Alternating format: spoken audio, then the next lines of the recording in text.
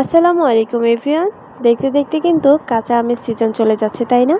আর কাঁচা আম দিয়ে আচার বানাবো না, তাই কি করা হয়, আচার কিন্তু আমাদের ছোট বড় সকলের খুবই পছন্দের। তো আমাদের বাসার সবারই কিন্তু আচার খুবই ভালো লাগে। তো সবার কথা মাথায় রেখে আচারটা আজকে বানালাম। আজকের আচারটা হচ্ছে টক ঝাল মিষ্টি আচার। তো যেমন ঝাল লাগবে, একটু টক লাগবে, একটু মিষ্টি লাগবে, এই আচারটাই তো ভালো লাগে। তো সবার আচার বানানো কেমন হচ্ছে কমেন্ট করে জানাবেন। আর আমার আজকে আচারের এই লোভনীয় রেসিপিটা আপনাদের কাছে কেমন লাগলো সেটাও কিন্তু কমেন্ট করে জানাতে ভুলবেন না। তো এখানে আচারের একটা মশলা বানিয়ে নিয়েছি, তো ওইটা ভিডিও করতে আসলে আমার মনে ছিল না। তো এখানে আমি 1 টেবিল চামচ পাঁচফোড়ন, 1 টেবিল চামচ মিষ্টি জিরা, 1 টেবিল চামচ ধনিয়া, আস্ত ধনিয়া, 1 টেবিল চামচ জিরা, 2টা শুকনো মরিচ ভালো করে টেলে এটাকে আমি ব্লেন্ডার করে এই মশলাটা বানিয়ে নিয়েছি। আপনারা চাইলে আমি আরেকবার আপনাদেরকে বানিয়ে দেখাতে পারি যদি আপনারা রেসিপি চান। তো এখানে আমি সরিষার তেল নিয়ে নিয়েছি 1/2 লিটারের উপরে, মানে আমরা যে 3 পা বলি ওইরকম মানে মেজারমেন্টে তেলটা নিয়ে নিয়েছি। তো সরিষার তেল যেহেতু আমাদের আচার এটা খাওয়া হয়ে যাবে, তো মোটামুটি ভালোই তেল দিয়েছি। তো এখানে হচ্ছে 1/2 কাপের মতো রসুন থেতো করে দিয়ে দিয়েছি।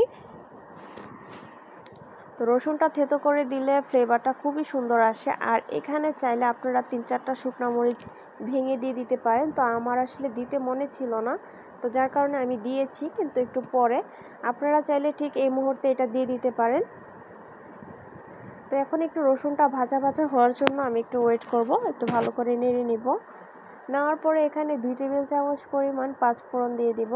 চামচটা যেহেতু আমার 1/2 টেবিল চামচ, তো সেই ক্ষেত্রে আমি 2 টেবিল চামচ মানে করার জন্য 4বার দিয়ে দিয়েছি।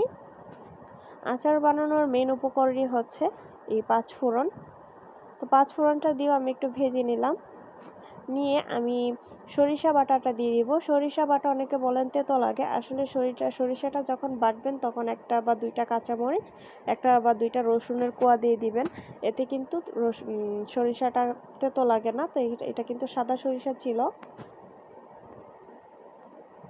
তো সরিষাটা দিয়ে ভালো করে নেড়ে আমি একটু ভেজে নিচ্ছি আর কি। নেওয়ার পরে আমগুলা দিয়ে দিব, যে আমি আমগুলা কিন্তু রোদে শুকিয়ে নিয়েছি 2 দিন।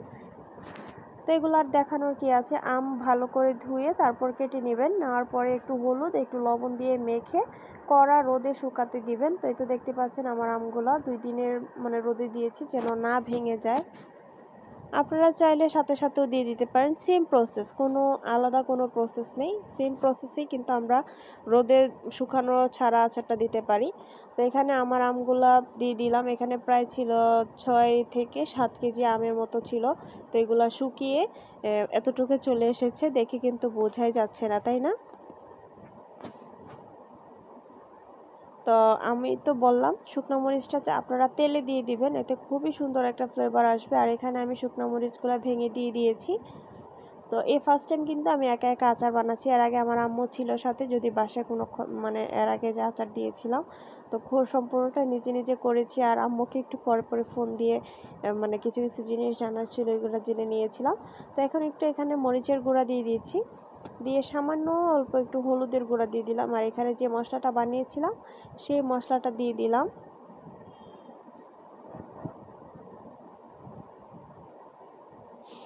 দিয়ে এখন ভালো করে মশলাটা মিশিয়ে নেব আমগুলোর সাথে। তো এখানে একটা আস্ত আম রয়ে গিয়েছিল, তো ঠিক আছে, সমস্যা নেই, এটা সিদ্ধ হয়ে যাবে। তো আমার আজকের এই আমার রেসিপিটা আপনাদের কাছে কেমন লাগলো অবশ্যই কিন্তু কমেন্ট করে জানাতে ভুলবেন না। আচার কিন্তু আমাদের ছোট বড় সকলেরই পছন্দ, যেহেতু আমের সিজন চলছে, সব বাসা বাড়িতেই কিন্তু এখন সবাই আচার দিচ্ছে।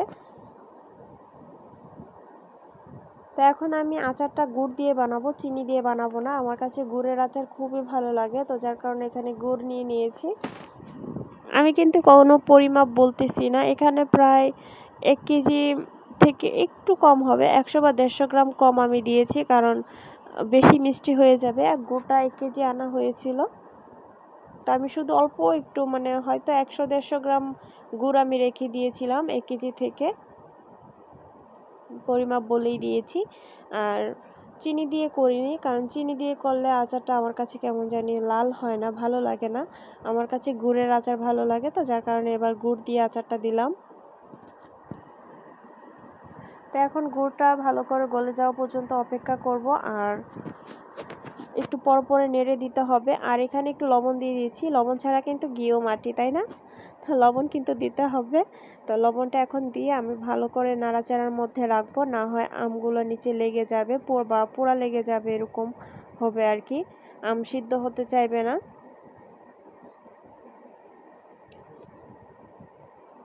তো উপর দিয়ে আরো কিছুটা গুড় দিয়ে দিলাম।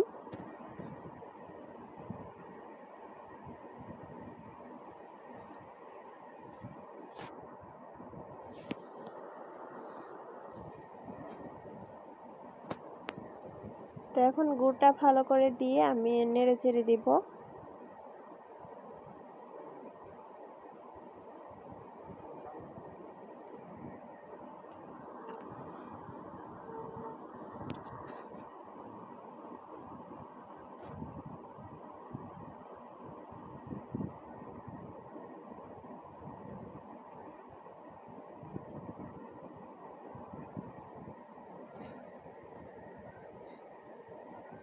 তো দেখতেই পাচ্ছেন আমি কিন্তু নাড়াচাড়ার মধ্যেই রাখতেছি, কেননা গুড় যেহেতু নিচে লেগে যেতে পারে, যার কারণে আমি একটু পর পরে এসে নেড়ে দিচ্ছি। আর জালটা একদম লো করে দিয়েছি, আস্তে আস্তে আমগুলো সিদ্ধ হয়ে যাবে।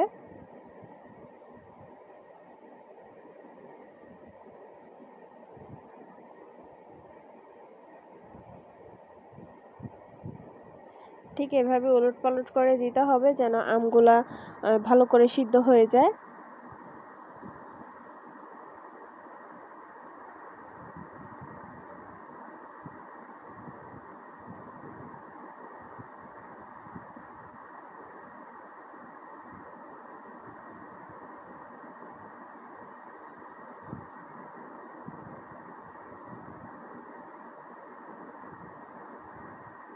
তো এখন প্রায় অনেকটাই সিদ্ধ হয়ে এসেছে, তো দেখতে পাচ্ছেন কালারটাও কিন্তু চেঞ্জ হয়ে গিয়েছে।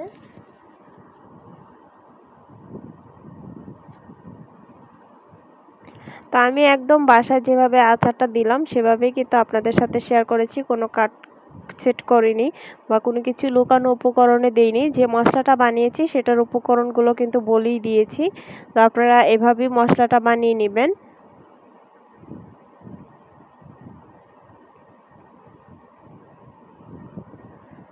এই তো আমার আচারটা আমগুলা কিন্তু সিদ্ধ হয়ে গিয়েছে, এখন শুধু একটু নেড়ে চেড়ে দিচ্ছি। তো যেই ঝোলটা দেখতে পাচ্ছেন এটা কিন্তু তেল আর গুড়ের। তো এটা কিন্তু চুলাটা যখন অফ করব তখন এটা টেনে নেবে। তো আজকের এই আমের রেসিপিটা আপনাদের কাছে কেমন লাগলো অবশ্যই কিন্তু কমেন্ট করে জানাবেন। এই তো আমার আমের আচার কিন্তু রেডি, আমি এখন চুলাটা অফ করে দিব।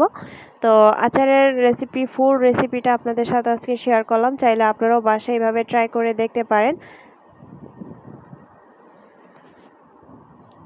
তো কালারটা কত সুন্দর হয়েছে তাই না? তো আজ এ পর্যন্ত, আসসালামু আলাইকুম।